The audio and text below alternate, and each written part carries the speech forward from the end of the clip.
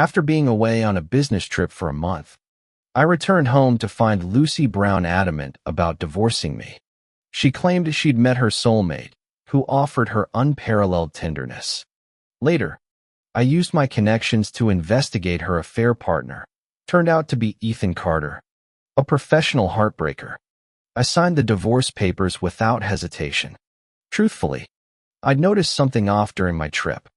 Previously, when I traveled, she'd call me hourly, even earning me the henpecked husband reputation among colleagues. This time, she never initiated contact in 30 days.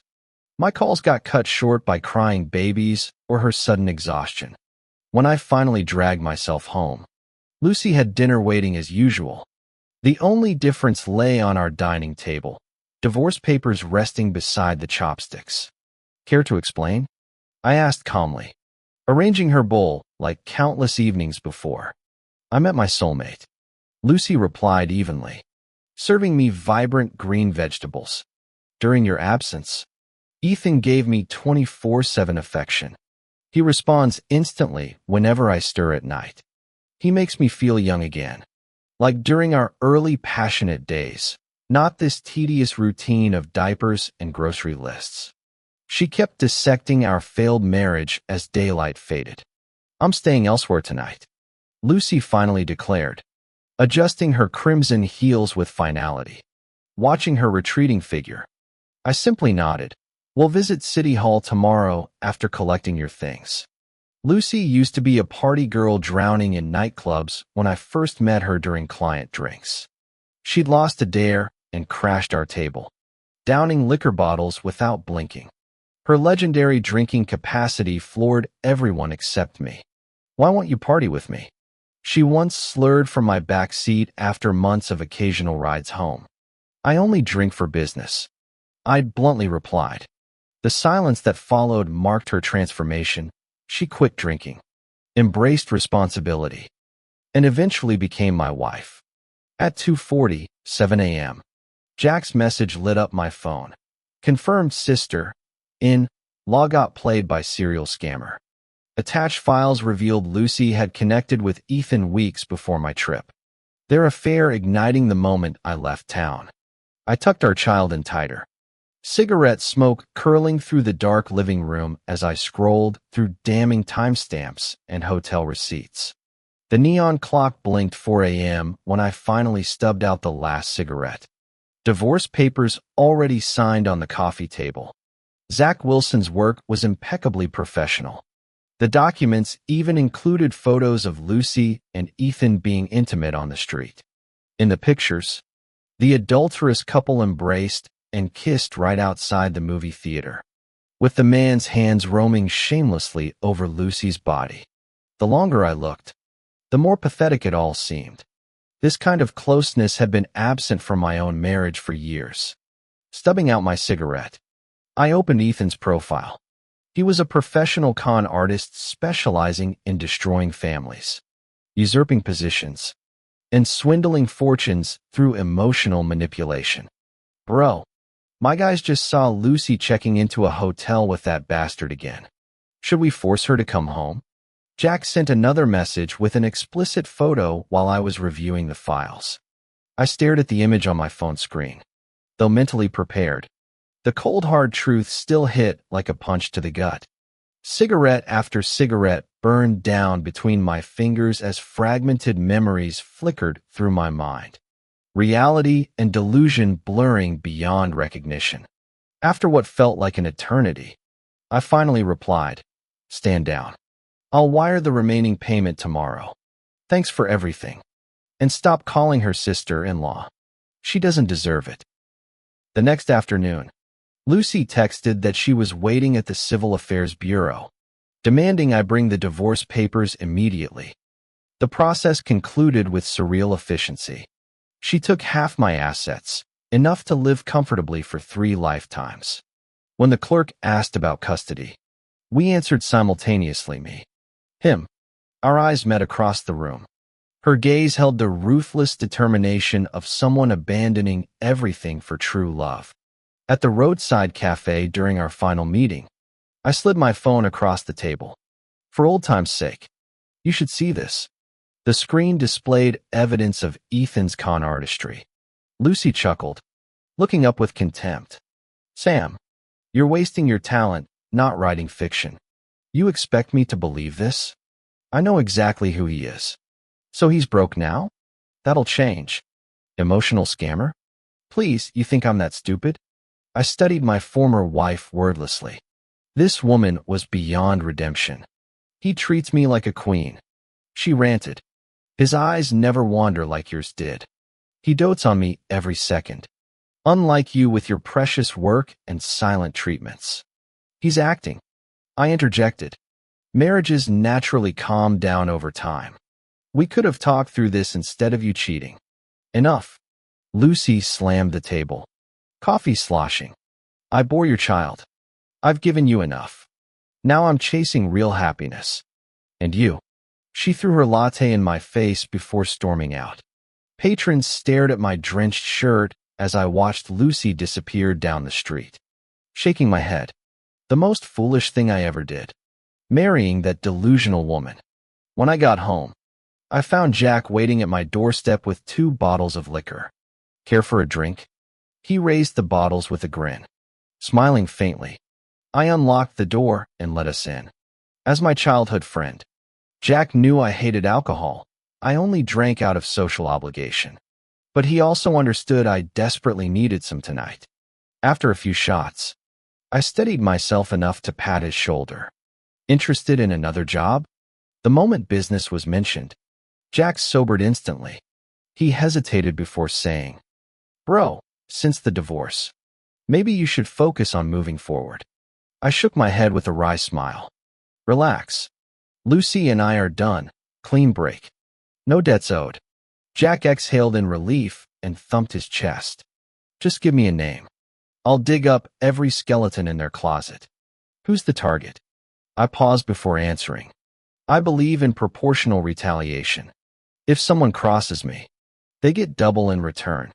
Dipping my finger in liquor, I wrote 3 characters on the table. Ethan. Deal. That slimeball's been begging for a takedown. Jack's eyes hardened with resolve. One misstep from him, and we'll make sure justice gets served, iron fist style. We clinked glasses to our new mission. Our investigation revealed Ethan ran an elaborate romance scam ring. His team operated with military precision. Researchers mined dating apps for targets. Strategists crafted entire personas. And dialogue coaches polished every sweet nothing. This is nuts. Jack groaned, flipping through surveillance photos. They've got more manpower than a SWAT team. Thank God their OPSEC sucks. Doesn't matter how many there are. I spread blueprints across his desk. My company's in slow season. I'll help dismantle this operation. Taking them down would be a public service. The files chilled us both. Before targeting Lucy, Ethan had driven another victim to bankruptcy and mental collapse. Let's use Lucy's case to nail them, Jack suggested cautiously. Their current playbooks all over their internal chats. According to intercepted plans, Ethan would soon propose to Lucy, funnel her assets into joint accounts, then bleed them dry through fake investments. If we don't act, she'll lose everything within months. Jack concluded. My phone lit up with a text. Wedding next week. Will you come? Wouldn't miss it. I showed Jack the screen. They're making their move. Time to show them consequences have claws. The wedding was obscenely lavish. Clearly funded by Lucy's drained accounts. She'd seated me at the periphery among Ethan's relatives, though I recognized my neighbor from surveillance photos as one of his con artists. Amidst the rose petals and orchestral swells, Lucy floated down the aisle glowing. Giant screens projected their love story, a scripted montage of stolen moments. Ethan's grip on her hand looked possessive enough to leave bruises. As the crowd cheered, I raised my champagne flute in silent toast. To justice. To reckoning. The footage showed 2 people traveling together in silhouettes, along with short clips of them watching sunrises and sunsets, every frame overflowing with intense affection. In the scenes, Lucy smiled with genuine joy, her face radiating indescribable bliss. I wanted to laugh too. This was all an elaborately crafted deception. What a perfect marriage. Right, buddy? The con artist sitting beside me noticed me staring at the large screen and raised his glass and toast. I lifted my teacup in response. He didn't mind, downing his drink in one gulp. Truly perfect, I remarked meaningfully. The man chuckled with mockery in his eyes. I met his gaze calmly, even maintaining a slight smile. He eventually looked away to chat with others. For the rest of this boisterous wedding, I sat alone sipping tea, watching the spectacle unfold, witnessing my ex-wife's triumphant ascent, her lavish celebrations. When the newlyweds came to toast at our table per tradition, Ethan led Lucy over. "Ex-husband, so good to finally meet you," Ethan said, though I'd seen his photos. This was our first real encounter. I studied his slicked back hair and powdered complexion, perfect conman material. Nodding curtly, I kept holding my teacup. Undeterred, Ethan beamed. "Thanks for letting Lucy go. She says you don't drink. But today's special. Do me the honor?" He offered a large glass holding about 100 milliliters of liquor. I pointedly raised my teacup higher. Lucy's face hardened. "Sam, must you be so petty?" "Petty?" I smirked. "My apologies. I'm simply thorough. You're just jealous of my better marriage." She hissed. "Without me, you'll never find anyone decent." I drained my tea. "Decent? You flatter yourself." Lucy's face flushed crimson. "Today's my wedding." She spat through clenched teeth. "I won't let you ruin this. You'll see. I'll be happier than you ever were." "Perhaps." I stood to leave. How tragic to drown in quicksand while applauding your own demise. After the divorce, friends bombarded me with blind dates. I humored the persistent ones with dinner meetings, though none clicked. At home, a seasoned nanny cared for my children. Jack updated me regularly. The con artist's plan progressed flawlessly. Lucy had transferred all funds to Ethan's accounts without suspicion. Their internal chat logs, which Jack forwarded, showed them already planning celebratory overseas trips after the big score. I chuckled imagining their upcoming vacation, straight to jail cells. Sam had already compiled their criminal evidence into files, waiting for any concrete action to hand everything over to the police. Lucy remained completely oblivious, still periodically sending me photos of her life with Ethan. "He loves me more than you ever did and understands women better. You deserve to stay single forever." She'd text things like this. I ignored them all, even perversely scrolling through the scammer's chat logs describing Lucy. Gullible cash cow. Extremely easy to manipulate. That's how the fraud ring characterized her. Reading those messages drove home the importance of marrying someone with substance. Eventually, Lucy's photo spam dwindled to sporadic taunts. It grew tiresome, but I kept her unblocked to witness her eventual downfall. 6 months free of her deadweight, I found myself thriving both personally and professionally. Just as life normalized, Lucy texted late one night, "How's Minnie? I want to visit." Minnie, my child's nickname. Alarm bells rang. I screenshot the message and called Jack immediately. They're making their move. "She wants to see the kid." Jack instantly caught my meaning. "Don't agree." "Sam, Ethan's already siphoned off most assets. She's probably catching on." "Most assets gone before she noticed?" I frowned. "Yeah, she's not the sharpest." Jack caught himself. "We all make mistakes." Man, shame burned through me. What possessed me to marry that woman? Evidence status? Solid trail forming. Their sloppy money transfers leave obvious tracks. After arranging a top lawyer through Jack, I braced for Lucy's inevitable custody play. True to form, she texted again, "Samuel Taylor. Why ignore me? I'm visiting tomorrow." I replied tersely, "She's fine. Stay away. Only remembering your child after 8 months? You've got no shame." Next morning, I bought a condo in another district and moved us immediately. That afternoon, I met Emma. The razor-sharp attorney Jack recommended. Mr. Taylor, the divorce agreement clearly grants you full custody. Emma reviewed the documents. Your financial stability further secures this. Any court challenge would fail. Relief washed over me. What about visitation? Legally unavoidable unless proven harmful. Post-consultation, I offered Emma a thank you dinner. She collected her daughter en route to our usual steakhouse. Mid-meal, Lucy materialized like a specter. Couldn't wait 6 months. Samuel? She sneered, hands on hips.